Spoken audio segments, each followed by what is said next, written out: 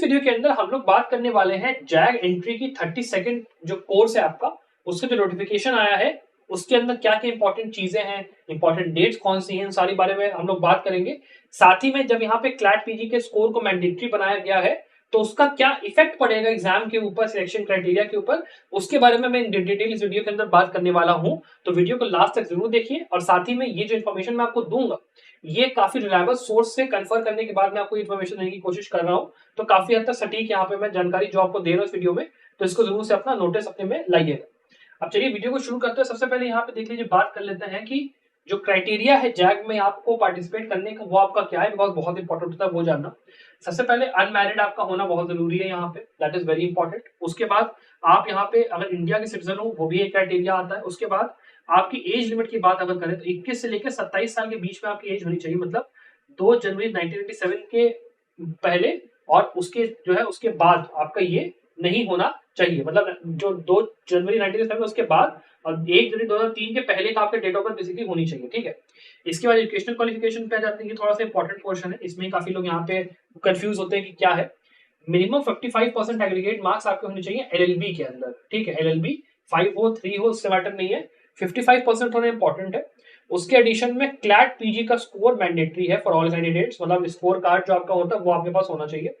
उसके बाद एक और जो चीज है वो ये है कि आप या तो आपका जो बार काउंसिल रजिस्ट्रेशन है एज एडवोकेट वो अपना हो चुका है, ठीक है, या फिर आप एक ऐसी यूनिवर्सिटी से ग्रेजुएशन कर रहे हो, एलएलबी अपना कर रहे हो जहां पे वो यूनिवर्सिटी रिकॉग्नाइज्ड है कि यहां से अगर कोई बंदा ग्रेजुएशन करता है तो फिर वो लॉयर बनने के काबिल है, he can enrol in the bar council, ठीक। ये दोनों चीजें बड़ी जरूरी है, या तो एनरोल हो चुके हो या एनरोल करने के लिए एलिजिबल हो, वो बहुत ही इंपॉर्टेंट है यहाँ पे, क्राइटेरिया यहाँ पे मांगा गया। उसके बाद एक जो चीज यहाँ पे ये बोला गया है कि वही स्टूडेंट्स जो कि एलएलबी की डिग्री की मार्कशीट लेके यहाँ पे बैठे हैं, केवल उन्हीं को यहाँ पे माना जाएगा कि आप पैरा 2C जो यहाँ पे बेसिकली वो है अपना जो क्राइटेरिया मेंशन करें, केवल उन्हीं लोगों को अलाउड होगा यहाँ पे एलएलबी डिग्री जिनके पास हाथ में है अपना, वही लोग केवल बैठ सकते हैं। That is one important factor. Second important factor ये है कि क्लैट पीजी को रिजल्ट का स्कोर कार्ड है ना आपका, वो आपका वेरीफाई करा जाएगा एट द टाइम ऑफ जो सिलेक्शन प्रोसेस है। जब आप सेंटर पे जाओगे वहां पे वेरीफाई होगा एसएसबी के पहले। और वैकेंसीज की बात करें तो 5 यहाँ पे आदमियों की और 2 यहाँ पे वुमेन की वैकेंसी यहाँ पे निकाली गई है, तो उसके हिसाब से आप समझ लीजिए।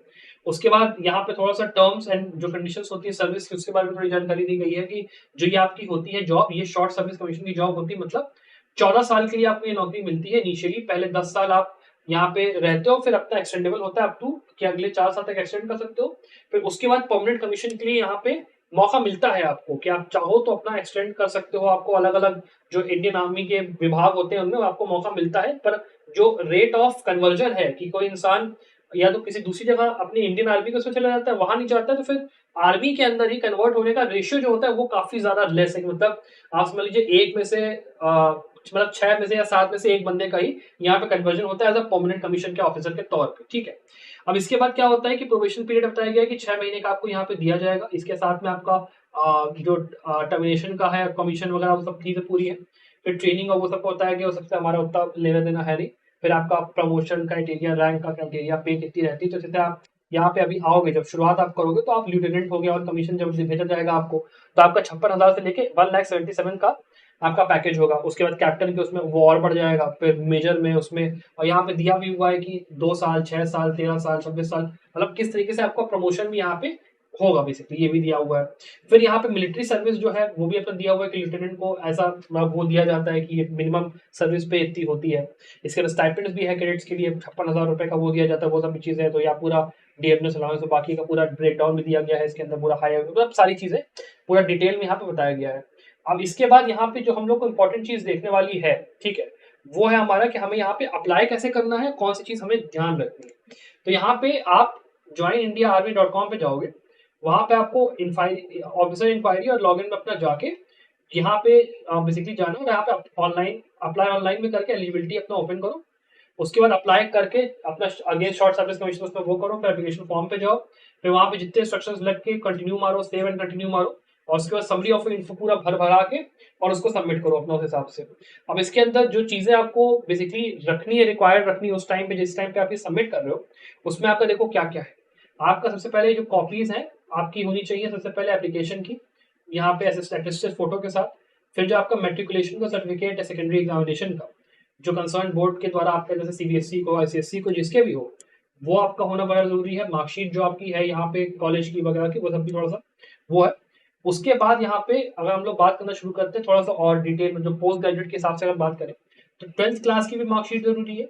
फिर ग्रेजुएशन की डिग्री और प्रोविजनल डिग्री, मान लो अगर आपको ग्रेजुएशन की डिग्री नहीं मिली है, तो जो प्रोविजनल डिग्री मान लो अगर आप लगा रहे हो, तो ये ध्यान रखना कि वो 6 महीने से ज्यादा पुरानी ना हो। तो मतलब अगर आपने काफी पहले निकलवाई थी तो उसको आपको दोबारा री इशू करवाना पड़ेगा, और अगर ऐसा है तो फिर आप ग्रेजुएशन डिग्री सीधे निकलवाओ, ज्यादा सही है, वो अपना रहेगा। उसके बाद आपकी एलएलबी की जो प्रोविजनल डिग्री है या फिर वो है, वो अपना होना चाहिए। उसके अलावा जो आपका 6 महीने पुराना वाला जो टाइम है, वो भी बड़ा इंपॉर्टेंट है, यहाँ पे नहीं होना चाहिए, ठीक है। उसके बाद जो मार्कशीट से सारे सेमेस्टर्स की, वो आपकी अपना होने चाहिए। उसके बाद जो रजिस्ट्रेशन आपका बार काउंसिल के साथ उसका जो सर्टिफिकेट है, या तो वो हो, या फिर जो आपका इंस्टीट्यूशन है उसका आपका सर्टिफिकेट होना चाहिए कॉलेज की तरफ से कि हाँ भाई ये जो कॉलेज है आपका, वो अपना एक वेरीफाइड कॉलेज है जहाँ से आप वो कर सकते।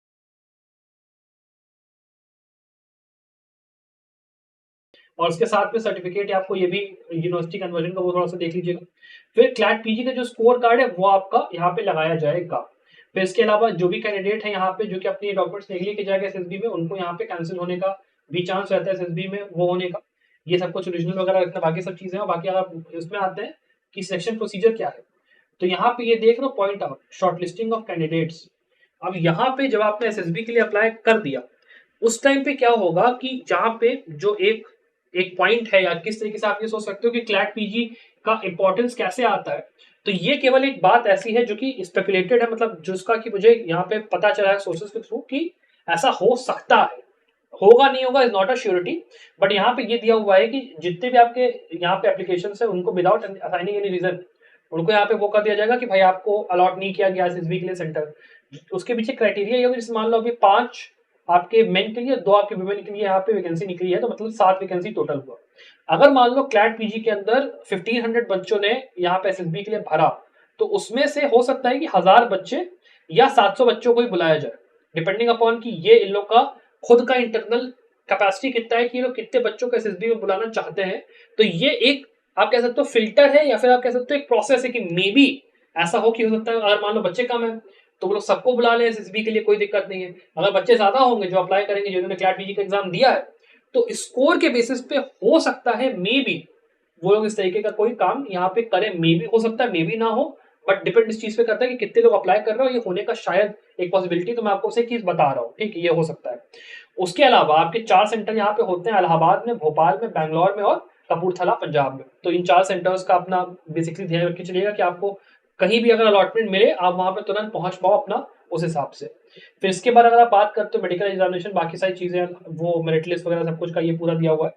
इसके अलावा जो आपका फाइनल जो चीज हमें ध्यान रखनी है वो ये है कि आपका 22 जून को ये आपका खुला था, ठीक है, और यहाँ पे 21 जुलाई को ये आपका बंद हो जाएगा। तो कोशिश ये करिए कि अभी आज जैसे 13-14 तारीख हो गई है, तो प्लीज जल्दी से जल्दी जाके इस फॉर्म को भर दीजिए अगर आप देना चाहते हो। यहाँ पे देखिए कोई कॉस्ट है नहीं, वो है नहीं, तो ट्राई करने में कुछ जा नहीं रहा है आपका। अगर आपको मान लो एसएसबी में अपना इंडियन आर्मी ज्वाइन करने का मन है, तो एक बहुत ही ज्यादा बढ़िया और प्रेस्टिजियस यहाँ पे ये जॉब होती है जज एडवोकेट जनरल की। बिकॉज एक बार आप यहाँ से मतलब मान लो 10 साल आपका हो भी गया, 14 साल आपके हो भी गए, निकलने के बाद आपके पास बहुत शानदार एक अपना अपॉर्चुनिटी होता है एज अ, मान लो किसी थिंक टैंक में चले गए, या मान लो ऐसा हो सकता है कि आप किसी दूसरे विभाग में आप चले जाओ, मतलब बहुत सारे मल्टीपल ऑप्शंस होते हैं। और इंडियन आर्मी इटसेल्फ आप इतना बढ़िया रैंक रेपुटेशन लेके अपना चलते हो, इतना तगड़ा एक्सपोजर और बाकी चीजें होती है कि it's a worth while experience अगर आप चाहो तो डेफिनेटली मेरी तरफ से रिकमेंडेशन रहेगी कि आप जरूर इस फॉर्म को भरिए अगर आपने क्लैट पीजी का एग्जाम 2023 में दिया था। अपार्ट फ्रॉम दैट, अगर आपको कोई क्वेश्चन है रिगार्डिंग जैग एंट्री की, सर क्लैट पीजी के स्कोर में क्या इफेक्ट है या कैसे है क्या है, या मान लो फॉर्म वॉर्म का कुछ भी इशू हो, तो आप मुझे जरूर कमेंट इसमें नीचे बताएं। Apart from that I wish the very very best of luck for your future success. Bye.